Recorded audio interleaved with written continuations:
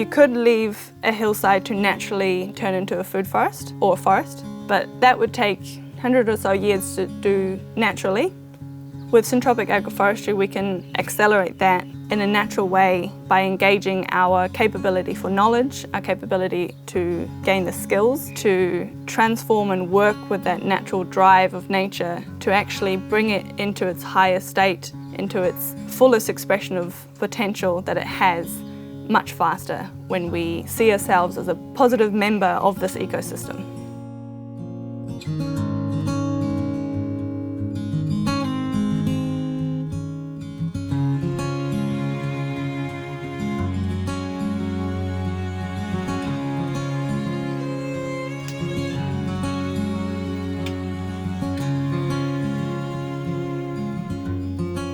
Our business Permadynamics is currently made of myself, my father Klaus, my mother Nessie, Josh, my brother, and his partner Maddie.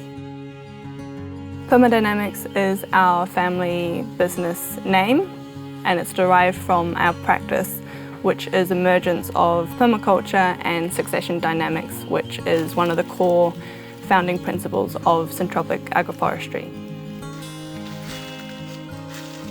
Syntropic farming started in the early 80s by a man called Ernst Götsch in Brazil, in Bahia. And I had the fortune that I was able to work with him when he started his farm. I've never come across anything as effective as Syntropy to revitalize depleted soils and to produce food at the same time as increasing wildlife and soil fertility. Syntropic agroforestry for me is as much a new way of working the land as it is an ancient one. At the heart of it, it's really about slowing down. It's about observing before interacting. It's about following the fundamental principles of nature.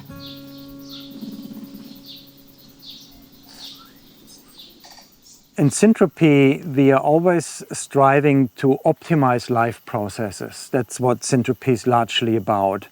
We copy what is happening in the forest. High density of plants, a high diversity. And what we want is a functional diversity. So we could have a density of plants, but if they're all the same, then they just compete with each other. The more diversity we have, the more likely each species can find a niche, and the overall production of biomass and food produced will be much higher than if we have a reduced diversity or monoculture. So the overall production is always higher. The production of the individual crops will go down slightly. So when we have a mix of crops, each banana plant will produce, say, 5–10% less than a banana monoculture. But when you combine the different yields of banana, chirimoya, tamarillo, sapote, lucuma, inga bean, taro, pie melon, all of those things that we have in the system, and you put them all together, then we probably double the overall production of food in the system. The principles of syntropic agroforestry are understanding the strata of a forest, the succession of the soil development through time, and the life cycles of the plants there. So how long they live for, when they thrive, when they're ready to harvest, when they're at the most abundant biomass-wise, and what they're doing below ground as much as above ground, so the different networks and relationships they have with different minerals and nutrients and mycorrhiza within the ground. Once you understand those principles, they can translate to any climate or any soil, any region. We work on 3–4 acres intensively. Maybe a third of that is flat arable land, and the rest is steep hillside that would normally not be used for agriculture.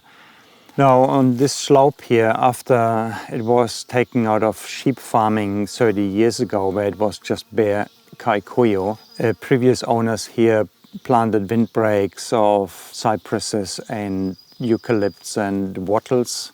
So we felled most of those and brought in other species of pioneer plants, natives and crops working together to regenerate that land to its full potential.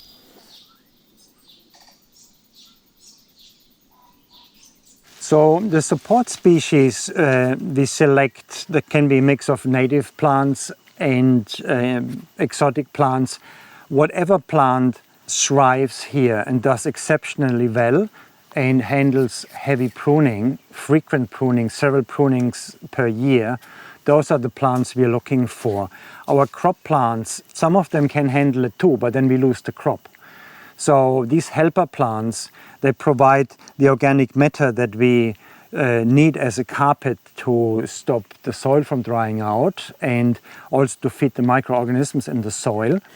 But also, as we prune these plants, they want to grow back strongly, and when the plant is strongly growing back, it releases hormones into the soil that drive other plants to a higher production as well. So the whole system starts humming when you have these helper plants releasing these regrowth hormones into the soil, where they get distributed by a fungal network, and all the neighboring plants join in on that, including your crops. They do better, they become healthier. Also, the pruning activates defenses in the plants against pests and diseases, and feeds the soil life with all the sugars that they can pump in because their photosynthesis is stronger. We have increased the amount of organic matter or carbon in the soil tremendously since we are using the technique here. We can support 50, 100 other families with bananas, cherimoyas, mushrooms, tamarillo, all these sort of products that come out of here, and at the same time also have surplus to easily share with all the wildlife that joins in.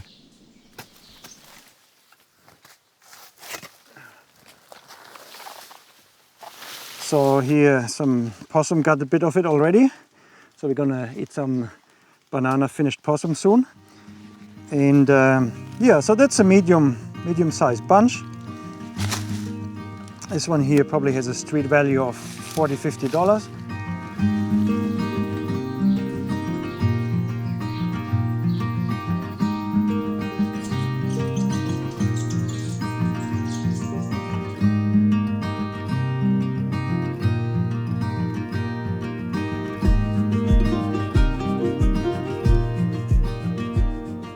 This is a syntropic agroforestry row.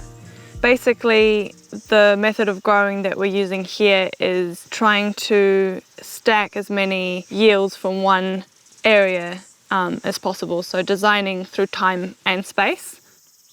For this row here, we had our initial intervention of the soil, where we put in the compost, the scoria, the biochar as soil amendments, just in that first initial phase. And then we came in with all the plants that we'll have from the first few months of harvest, our annuals of potatoes, beans, tomatoes, to what we'll harvest in 40 plus years, our raisin trees, our Shatut mulberries, and our Chinese plums, all within the yields that we'll get between those two times. So our blackberries, our perennial walking stick kale, our taro, all these things will be yielding from this place in that time. So we're not resetting this bed year after year back into annuals, and we're not stagnating it at any level of its growth. We're not only having an orchard, we're not only having an annual vegetable garden. We're combining all the different plants so that throughout time and space they grow and evolve, and we're working with that dynamic of nature. And so in this particular site, it's an alluvial flat land and it's temperate climate, so we do get frost here in winter. So the plants that we choose are very much in line with what can grow here. And also, because we're integrating it within a market garden, we want to allow the distances between the syntropic food forest rows to accommodate these vegetable rows within. So having these perennial syntropic beds within the market garden allows the soil in those beds to rest and really develop in a really complex form, that resetting annual beds, even in a no-dig situation, resetting nature to be just in annuals is setting nature back, holding it back. Nature wants to evolve, it wants to become a forest, it wants to then, from a forest, a tree falls over and it has annuals again. It wants to constantly evolve. So having these rows within our market garden creates that dynamic. A lot of the work comes in that initial phase. That's when you really want to put in all your resources, all your labour, to really make sure you kickstart it in a really thriving way. So that's the highest point of labour, is in the establishing phase. A year on, as it is now, 1 year old, the only management really is harvesting and sickling down different grasses that we've got in the area now. So the more you cut back grass, the more it grows back. The more you prune certain supporting species, the longer they live for. So the more they're able to actually produce that biomass, the more sunlight they're able to capture, the more sugars you're actually pumping into that soil that's feeding the mycorrhizal networks, that's then feeding your plants, whether it's the supporting species or your crop species along. We don't spray, we don't put any chemical or natural fertilizers or chemicals on. We don't even spray with organic things like neem oil or perithum. We just don't need to. We don't want to and we don't need to. Because of the high diversity that we have growing here, it forms its own ecosystem that we are then a part of, just helping manage and orchestrating as part of the system.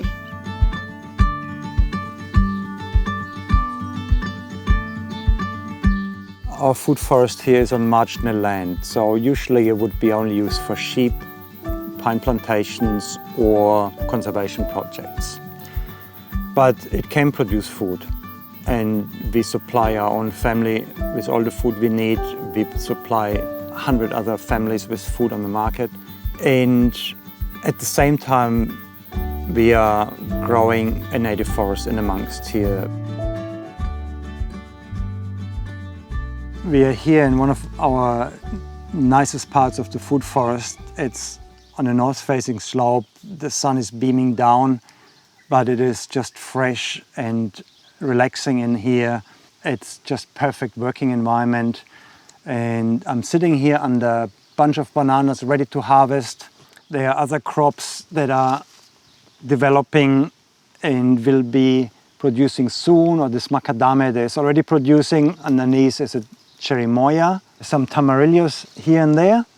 And at the same time, we also have other plants joining in, and native trees that the birds are dropping from this old banksia that's above us.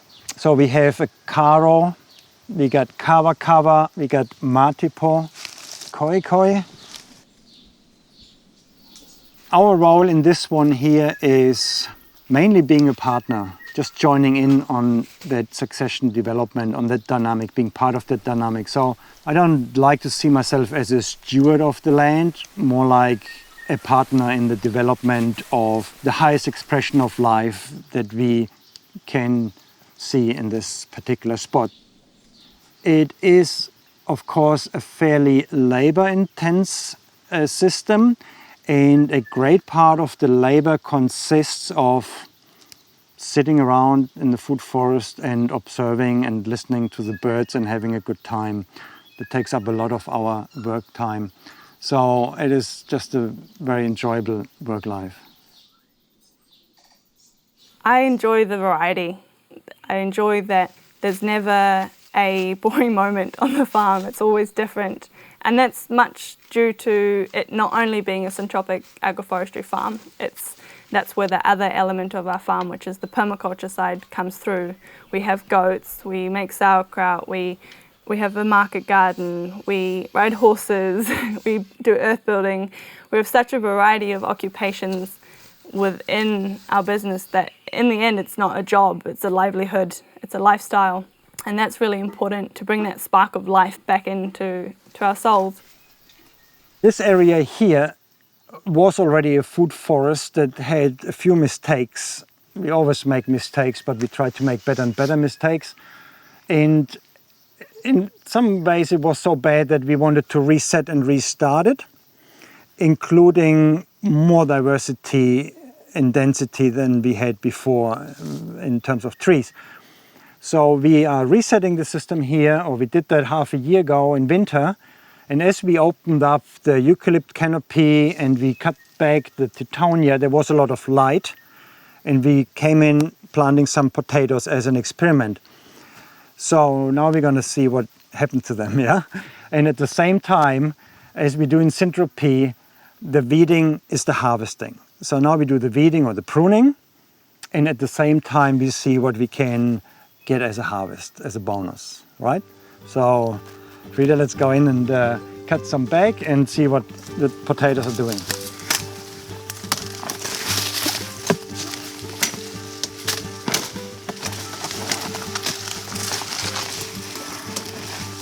Okay, let's see what's for dinner. Look at that, one plant. With some crops, it's not about how much you produce, but with how much input you produce it. So these are 2 plants of potatoes, and no other work than what we did was take a potato, use a machete, put the potato down, and put mulch down. And that was all we did. This question always is, can you mechanize it? Can you scale it up? And as if the bigger the better sort of thing. And yes, you can do it. And it has been done in Brazil. They have developed certain machinery that can do that on big scale, faster. It can actually compete with modern agriculture on the same price level and so on. So it ticks all of those boxes. However, I don't think one has to every time scale up things just because one can. It's probably more important to have more small-scale farmers doing that rather than some few big ones doing it. The downside of scaling up and mechanizing is that you end up streamlining things and reduce diversity. It's just part of the game.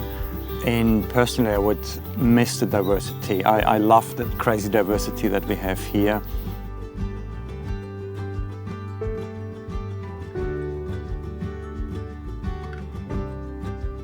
So we're here in our greenhouse, hothouse.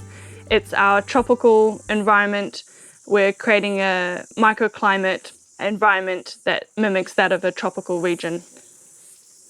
So the species we have in here are tropical papaya, moringa, cacao, guavas, tropical guavas, Thai guavas, as well as ginger, turmeric, things that can grow outside in our region, but just do so much better in this more tropical environment where they're from. Syntropic agroforestry is a philosophy that incorporates specific practices and techniques that can be applied in any region and any climate. The details in which what species and what plants and what soil you have, they're all details that determine the different plants that you work with. But the principles and practices of syntropic agroforestry is limitless in climate and region. The name Syntropy doesn't have anything to do with subtropical.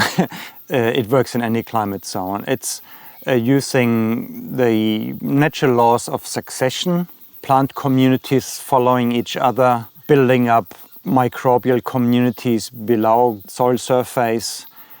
It happens all around us. We need to actually understand it, and we need to do that for every climate zone. You never copy what a food forest is in one location to another. You're always there observing what the existing vegetation is, what the soil's like, what the climate's like, and also, quite important, what the people are like that will be there to manage it, to live with it. Amazing how much those bananas have popped up. And Each one of them is like really shot up.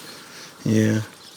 So this is a syntropic food forest out at Ngaratunua on Māori land that are occupied by whānau here, by family. And my partner Sean and I implemented this system with the whānau, with the family, about 3 months ago. So this is a 3-month-old food forest that was established from previously being waist-high, stagnant kaikuya. So with just that initial intervention of a digger, We incorporated the soil amendments and dug up the soil and planted everything from our annuals, our cabbages, our tomatoes, our potatoes, amongst all the fruit trees that will gain a harvest from year 1 to 40 plus years, as well as 200 plus native trees that are integrated in there, each to their own strata, from the low-loving, shade-loving plants to the high canopy trees like the kohu that could eventually be timber trees or just amazing pollinators and creating an ecosystem for our native fauna and flora. When we implemented this system, we had 20 plus people here, friends, family, uncles, aunties, kuya, kids. We did it all together, and that's what was really special about translating what we've done at Permadynamics to a different context. Not only were we navigating different soils and different climates, but also different people's perspectives and relationships to the land. This here syntropic food forest that's recently been installed 3 months ago was called Te Kohanga. Te Kohanga meaning the nursery in which our people come to feed from, nourish from, learn from. When we got given the opportunity to embrace the syntropic food forest concept on Māori whenua, it was an opportunity that we were very excited about because it very much aligns with our Māori philosophy and values. So it is really dense. It doesn't have to be this complicated or dense, but for us we chose to put in as much as we could to offer as much food in abundance as possible. So you'll see little consortiums, little community of plants together that you wouldn't think to plant so closely. So for example, we've got a cabbage, we've got a potato and a cucumber that's sort of our first harvest, right at the foot of a banana tree and a tamarillo, which will be our next sort of 2 to 7 year harvest. And amidst that, we also have a kohu tree, which is our sort of climax native canopy tree that eventually could be just the forest itself.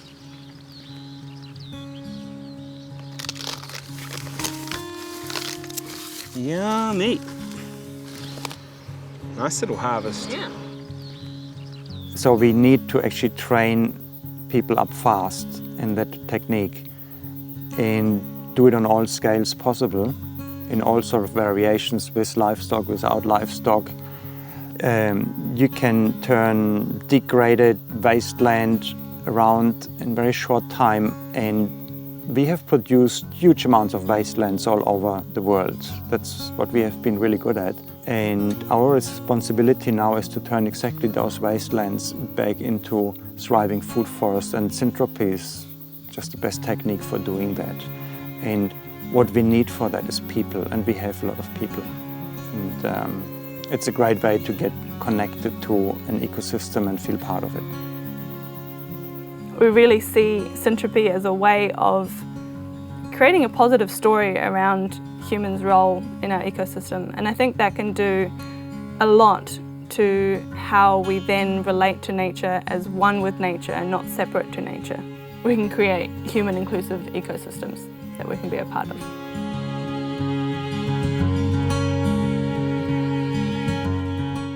Hey everyone, thanks for watching the film. Over the 3 days we were shooting with Permadynamics, we filmed so much great footage that we really struggled to edit this film down to 25 minutes. So instead of leaving all that footage to just sit on a hard drive, we decided to put all of the extended interviews, as well as the interviews that didn't make it into the film, up on our Patreon page. Permadynamics themselves also have a bunch of great videos up on their Patreon, so if you're keen to dig deeper into syntropic farming, links to both of our pages are in the description. So thanks again for watching, and we'll see you in the next film.